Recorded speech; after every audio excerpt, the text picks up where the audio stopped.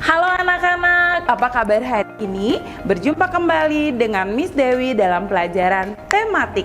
Kali ini kita akan belajar tema 3, peduli terhadap makhluk hidup, subtema 1, hewan dan tumbuhan di lingkungan rumahku. Adapun tujuan pembelajaran kita kali ini adalah pertama, anak-anak mampu memahami teks tentang pemanfaatan tumbuhan. Terus yang kedua, mengidentifikasi keadaan geografis di Indonesia. Dan yang ketiga, mengidentifikasi ciri-ciri suatu wilayah. Baik, mari anak-anak kita akan pelajari bersama-sama materinya. Tahukah kalian apa saja makanan pokok yang banyak dikonsumsi oleh masyarakat di Indonesia? Ya, benar. Makanan pokok yang banyak dikonsumsi oleh masyarakat di Indonesia adalah padi. Nah, sebagian besar masyarakat Indonesia mengonsumsi nasi sebagai makanan pokok. Apakah kamu tahu bahwa nasi itu berasal dari beras dan beras itu berasal dari padi? Mari kita akan mengenal padi melalui pembacaan berikut. Padi merupakan jenis tanaman pangan yang mempunyai peran penting sebagai tanaman pangan dunia. Produksi padi di dunia menempati urutan ketiga dari semua sereal, setelah jagung dan gandum. Hal ini karena padi merupakan sumber karbohidrat utama bagi mayoritas penduduk dunia. Padi tergolong jenis tanaman rumput-rumputan. Indonesia termasuk negara dengan makanan pokok beras dan pengonsumsi beras terbesar di dunia. Tanaman padi sangat mudah ditemukan di wilayah Indonesia, apalagi bagi mereka yang tinggal di pedesaan. Pertumbuhan padi dibagi menjadi beberapa bagian. Pada awalnya, benih atau biji padi dimasukkan ke dalam karung goni dan direndam 1 malam di dalam air mengalir supaya perkecambahan benih terjadi secara bersamaan. Selanjutnya, benih-benih ini ditanam di lahan sementara.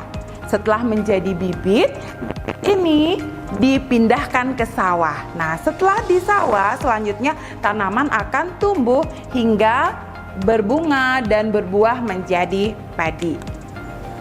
Tahap pertumbuhan padi berlangsung antara 110 hari hingga 130 hari ya anak-anak. Setelah panen padi, gabah ditumbuk dengan lesung atau giling sehingga sekam atau kulit padi terlepas dari isinya. Bagian isi inilah yang berwarna putih, ada yang berwarna kemerahan, itu namanya beras merah, ada yang ungu, ketan, atau bahkan yang berwarna hitam atau beras hitam yang disebut dengan beras.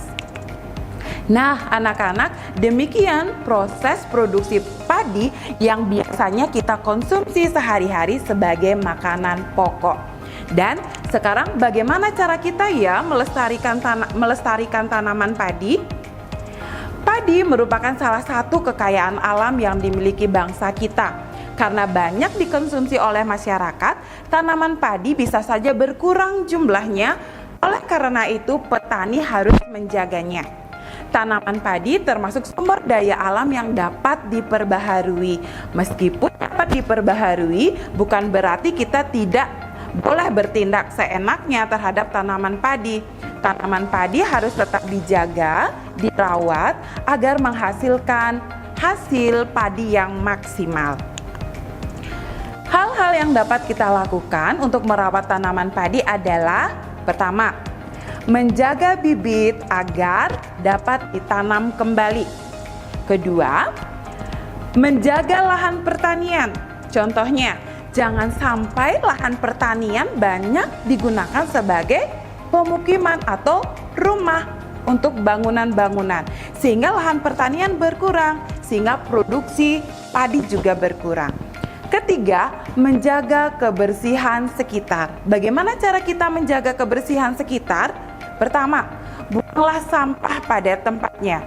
Mengapa? Karena sampah akan menyebabkan banjir pada musim hujan, sehingga sampah-sampah tersebut akan merusak tanaman padi sehingga pertumbuhan tanaman padi menjadi terganggu. Yang keempat, bagaimana cara kita merawat tanaman padi? Saluran air harus dijaga agar air tetap mengalir. Yang kelima, penggunaan beras tidak boleh berlebihan. Gunakanlah beras sesuai dengan kecukupan anak-anak. Jangan membuang nasi.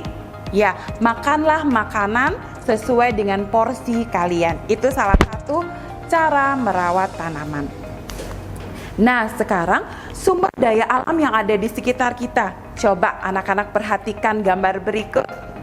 Ada pantai, ada pegunungan, ada persawahan. Semua ini adalah kenampakan alam yang ada di sekitar kita. Apa itu kenampakan alam ya anak-anak?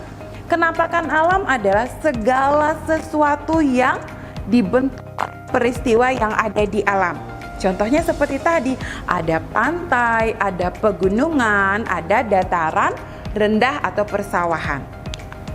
Mari kita akan pelajari bersama kenampakan alam yang ada di Indonesia. Yang pertama itu ada pantai.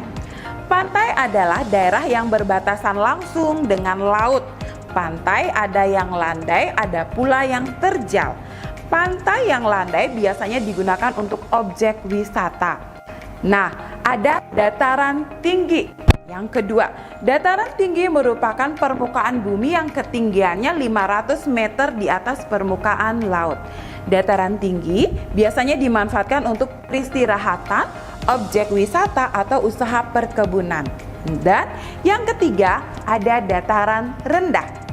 Dataran rendah adalah permukaan bumi yang datar dengan ketinggian kurang dari 200 meter dari atas permukaan laut. Pada umumnya, dataran rendah berada di sekitar pantai atau di pesisir pantai. Dataran rendah banyak digunakan sebagai apa ya anak-anak? Dataran rendah banyak digunakan sebagai pertanian, peternakan, perumahan, dan industri, serta beberapa jenis kegiatan perkebunan seperti perkebunan kelapa dan tebu. Nah, anak-anak, demikian pembelajaran kita kali ini di pembelajaran 1. Semoga anak-anak mengerti dan paham pada pembelajaran ini. Dan ayo kita merangkum apa yang sudah kita pelajari hari ini. Pertama, kita sudah belajar memahami teks pemanfaatan tumbuhan. Yang kedua, kita sudah mengidentifikasi keadaan geografis yang ada di Indonesia. Yang ketiga, kita sudah mengetahui ciri-ciri ekosistem suatu daerah. Ada dataran rendah, dataran tinggi, dan pantai. Nah anak-anak, demikian video pembelajaran kita kali ini di pembelajaran 1. Dan kita akan berjumpa kembali pada video pembelajaran berikutnya. Sampai jumpa.